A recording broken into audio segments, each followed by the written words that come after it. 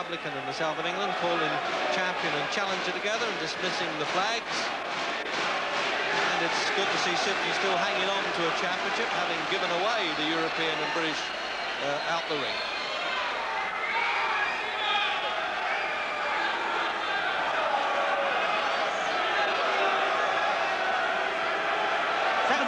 So there'll be no problem identifying here. I'll tell you, he's so tall, Sanda, over 6 feet. And when you think of heavyweights like the great Rocky Marciano and Tommy Burns, were under 6 feet. And these fellas are 11 stone, 6 pound. So we've got the fiery Sibson now coming out. He really appears to have a new lease of life. We'll soon find out. He's had a good win in this ring against Juan Sanda of Mexico. That was in February, and he'd been out since November of '84.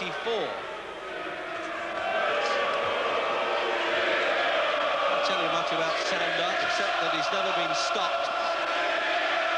And the chance of Sibbo, he really has got a great fan club from the Midlands.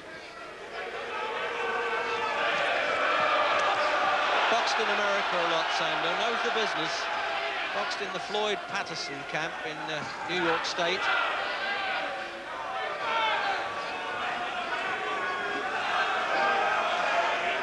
Sort of opponent Sibson fancies. He likes them a little bit stocky that walk in a bit more. He's going to be hard to find, this Sanda. Great reach. I think he'll work on the old premise that work, punch to the body and hope the head will fall.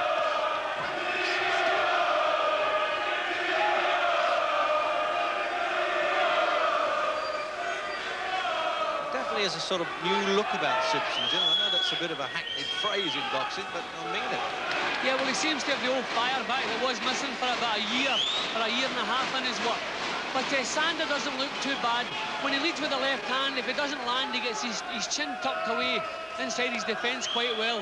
He's thinking about defence all the time, even when he's throwing punches. I don't think Sibson's going to find it easy to get the quick punches home. See, there he goes, tucks his chin inside his glove there. Not a bad defence. With a step ladder to reach this fella.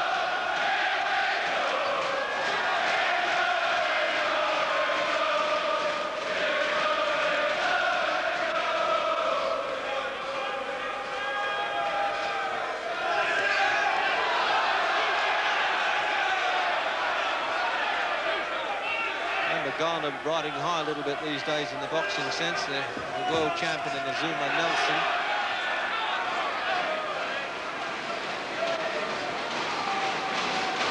Then inside the last half minute of the opening round.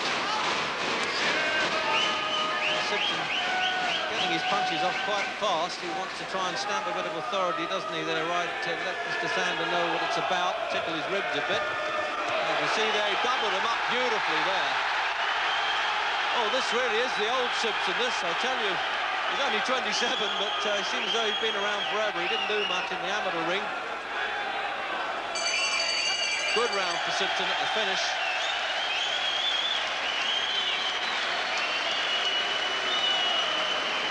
Well, there it is. There, as I said, he's 27 and only lost to the top people when you think of it. Marvin Hagler, of course, in the World Championship.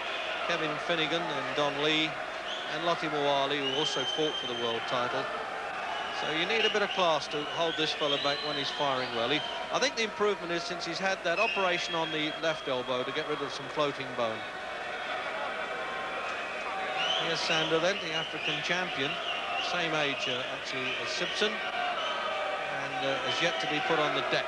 And in the corner there, an old boxer, Eddie Blay, who boxed a lot in Europe.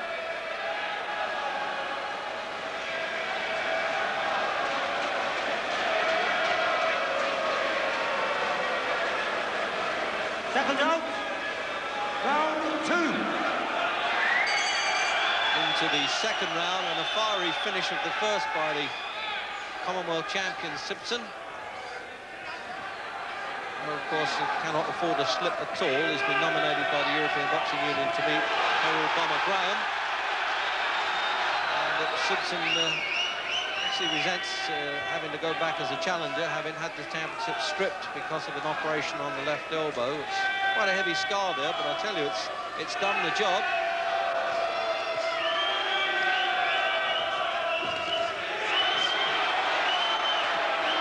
this fellow's in the frame of mind, Sibson. I tell you, he goes back to the world class right away. Obviously slipped out of the top 10 during the inactivity. He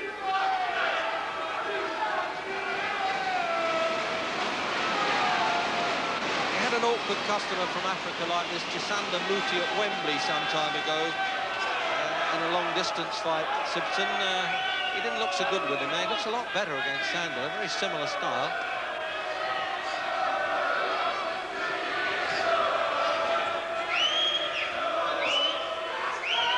That was a tremendous burst of punches, Tony, to let loose at the end of the first round, and I think that's what's required here. It's difficult to pick punches with a man as awkward and as talented as Sanda. He knows what he's doing here, so if Sibson lets a burst of punches go, puts power into every punch, and just one gets through, then we could see Sanda on the floor.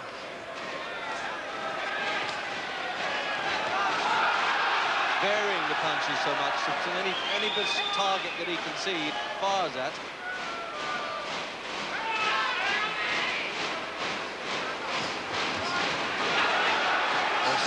Slipped a bit. They caught him with a left hook, Sibson, and his back leg slipped. Sanda, I wondered whether he was hurt there, but he knows the business.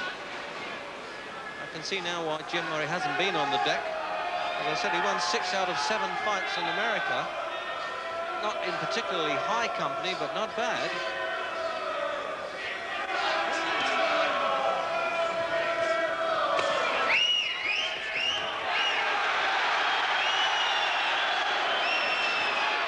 Good little combination burst to the body there by Sibson.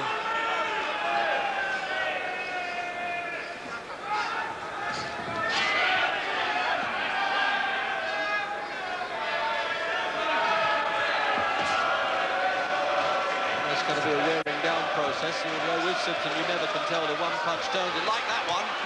He's nailing him with a left hook well, Jim. Yeah, he's catching him high with it, but he's getting the punches home. Sanda keeps his chin out of trouble well, and when he's under pressure, he keeps moving his head around. He's not easy to pin, but the speed Tony's throwing the punches, that's something has to get through eventually.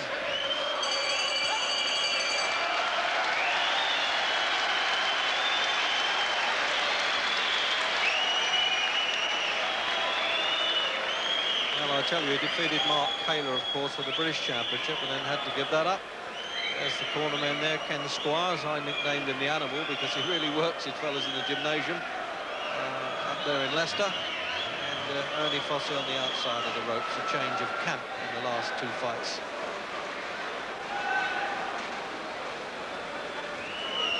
He had to face an approved contender, Sibson, or he risked being stripped to the Commonwealth Championship. Let's have another look at now as he gets inside there, Sibson, in this replay. Ducks those well. And now once he gnaws away at the body there, a bit like a dog burrowing a bone, the way he whips him in, but the last one got away.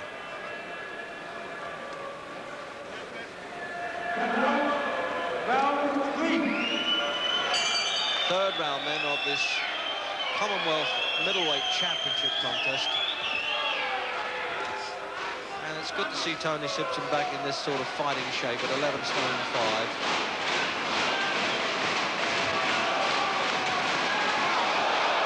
I tell you, that was a shot there from Sanda. What a punch that was. He's got to scramble his way out of this. He's doing well to hold on, Sibson, because he knows he was tagged all right there. Experience told. He must have thought, wonder what that was all about, Jim, having won the first 2 rounds. Well, that was the last thing we expected, to see Sibson hurt, but he was certainly hurt with that punch. He's got his thoughts together and he's coming back with some good punches. But I hope that doesn't quench the fire a little bit. I hope he doesn't start thinking negatively, because he's got himself rolling well. He's letting the punches go, and I feel sooner or later he has to get some success with these punches. But that was a good shot from Sanda.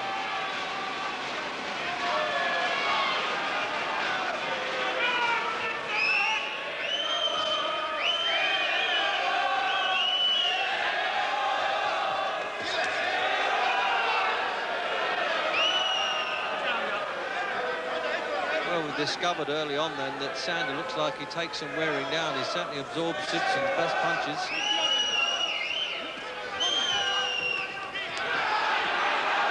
Amazes me really how Sanda makes 11 stone 5 3/4. Must have hollow legs, Jim. He's so tall for a middleweight. Yeah, it's the same idea as Tommy Hearns. We wonder how he makes 11 stone when he does it.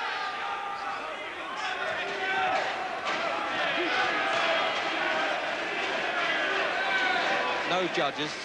Referee Roland Dakin there has the final word. He really is rolling those punches in well, and I tell you, the Ghanaian's taking them well. But for how long?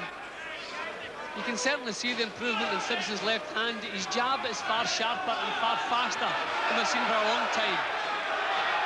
He's been practicing in the gymnasium with tall opponents, and it's may have paid off a bit.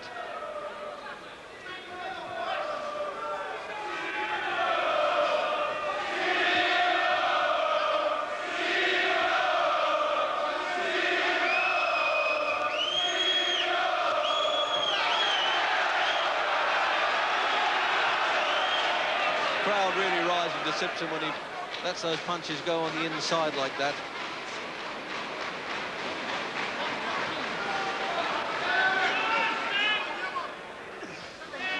So then the countdown for the end of the third.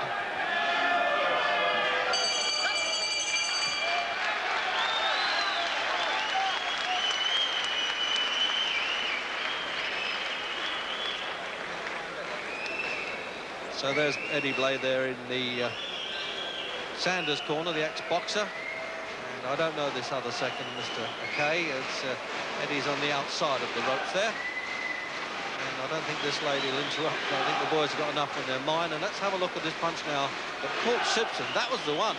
He did well not to go down from that. It was good enough to put an opponent down. So in the replay again now, having been hurt by that punch, Sibson fires his way back to let Sanda know that he might have won his share in the past, but he's got it to do against him. Second out. Round 11. So 2 rounds to go then for this Commonwealth Middleweight Championship.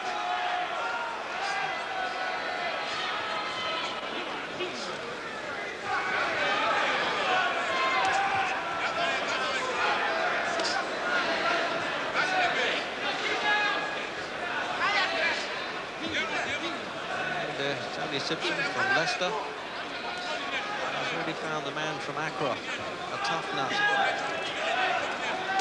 Came in half-pound overweight actually at 1 o'clock today at Stringfellows in London. The weigh-in was held and just had a walk around the block, I think. Sanda, and came back inside the weight.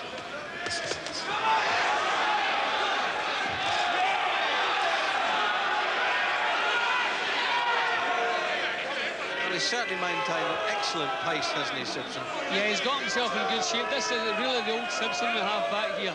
He could have been forgiven for dropping the pace because he was landing good punches, and it became pretty obvious he wasn't going to score an inside the distance victory. But he kept the pace going, kept pushing Sanda back. It really has worked well. Well, for a man that was out of the game for well over a year, it's a remarkable performance, as you say, Jim. If you've got the ability and the experience, as long as you get the attitude and the body right, he's back in business. It's quite possible a year out of the game has it maybe done him more good than harm. Sometimes it does harm, sometimes it does good. But maybe it's given Tony a chance to get his head straight.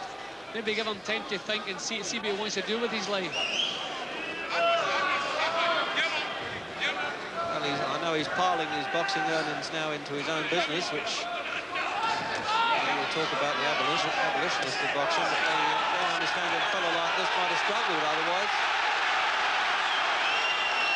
It's something he wants to do, nobody's pushed him into it, and he's making a success of it. That's the first time Tony's had Sanda grabbing for. And a minute to go in the round. I think that's the first time Tony's had him in serious trouble, because he was trying to grab onto him to get himself out of trouble. He was certainly shaken by those punches.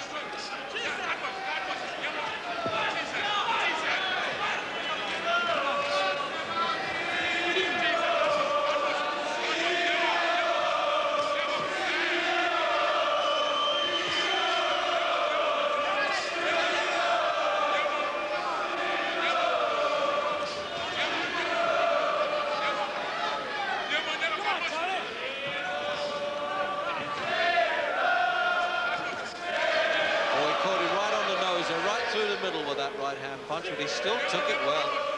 No change of expression on Sanda's face. That was one of the few times Tony's caught him down near the chin area. Most of his good punches have been up in the forehead, but that one worried him a little bit.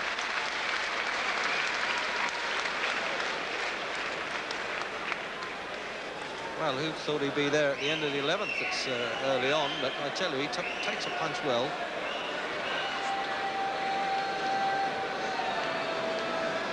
So now this is the point in the replay now where Sibson's just sizing him up once more. And as Jim Watt says, right to the body there, he really pulled the guard down a bit, made him get wild, Sanda. And then inside there, he clipped him around the ear, lost his balance a bit, but that was the punch, the uppercut.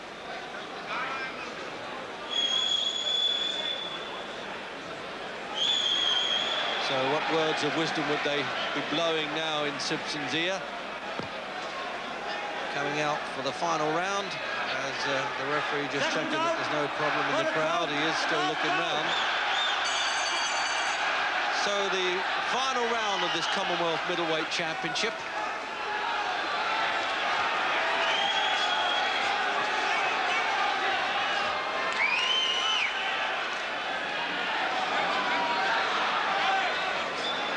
Now let's see how much Sibson's got left in the final round. I've certainly been impressed with his fitness, his sharpness. I've been impressed with everything about Sibson tonight. An awkward opponent. Maybe I should stop calling him awkward. I think we'll start calling him a talented opponent because he knows his way around the ring. Tony's got his punches home well. His timing's been good, his condition's been good, and his attitude's been good. It really looks as though he's back meaning business.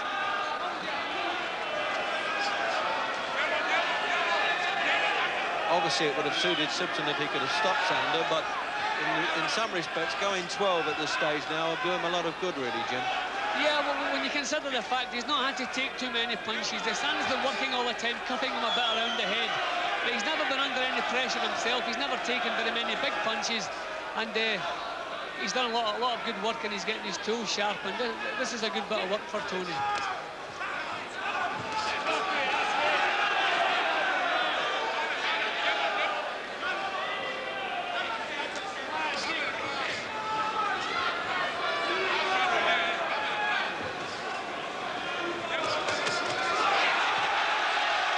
He's still got enough speed in the last, Sibson.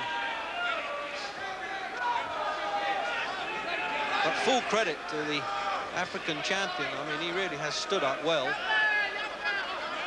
Just lacked that bit of aggression that a challenger must have if he wants to take the title home.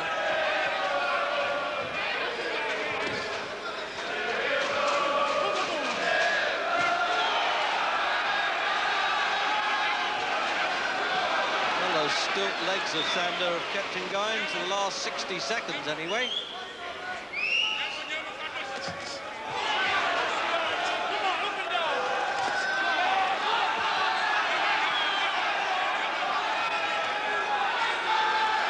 Well, he's piling in now, isn't he, with 45 seconds.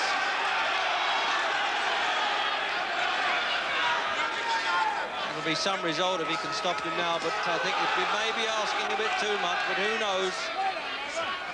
Half a minute. Oh, right on the chin too, right on the point. Is he going to stop Sanda now?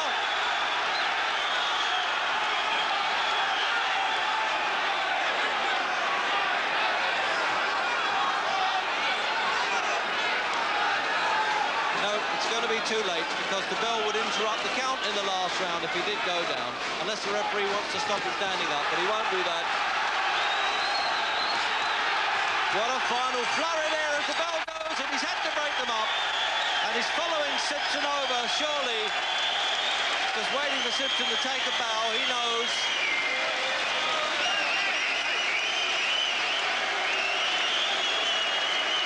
So the formal hoisting the arm of victory for Tony Sibson. The crowd are absolutely rising to him here.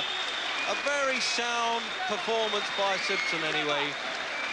I don't know, he barely lost a round on my card, Jim. I was very impressed with him, and who knows how far he can go from here, and he'll probably get himself back in the top 10 world rankings. Well, that was 12 rounds at top class without putting a foot wrong, so no way you fault that. Tony's work was good all the way through. Everything about his work was good, and I think he's now looking forward to better things. Gentlemen, please. Gentlemen. The referee scores the contest. Sanda, 114 points. Sibson, 120 points. The winner, ladies and gentlemen, and still the middleweight. So the referee then has agreed with my version of that fight, that Tony Sibson did not lose a round in the 12. In fact, he won them all. You agree with that, Jim? Yep. Yeah, one every... Well, I thought maybe Sanda may have managed to share a couple, but who can argue? Sibson pressed all the way through. He's won the fight by 6 points, won every round. Tremendous. As I said, 12 rounds at this class without putting a foot wrong. Tony Sibson's back.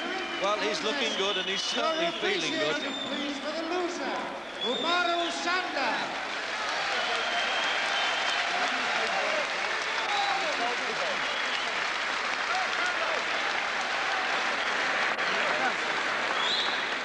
Well, Tony, you're giving away 6 inches there. It was very durable. How do you rate your performance? I was pleased because 15 months out of the ring, and last time out, you know, I just done the 2 rounds. It wasn't enough. And tonight, Sanda's a very awkward fighter, so slippery. You know, you thought he was there, but he wasn't. You know, so awkward. It done me a lot of good tonight to do that 12 rounds of boxing. Well, to clear up any doubts, how hard were those punches of yours? They were very hard, but I was told to make the fight go maybe 10 rounds, 8 to 10 rounds, to get some good boxing in. Because after the operation, I've never really done any competition boxing on my elbow, and funny enough, I got into a routine, and you know, it was so awkward I couldn't finish it. Where's all this zest and enthusiasm come back from? I've just looked around at the top 10 in the world, and especially this country, and I feel I can be back. Are you sure you won't lapse? You have been in the past. I have lapsed, but I proved something tonight, that I can out-jab a 6'2" opponent. I can out-think him and out-jab him. It was a very awkward customer and could create many problems for many people. The fight everybody wants to see, although a lot of people, because of the different promotional factions, wonder whether it will come off, is Harold Graham against you for the European title. Well, now, is it hype, or do you really dislike this man? No, I think he's a very disrespectful person. He's said some disrespectful things to me, which I've never done in my whole career. So, with that attitude, you know, I want him in these ropes.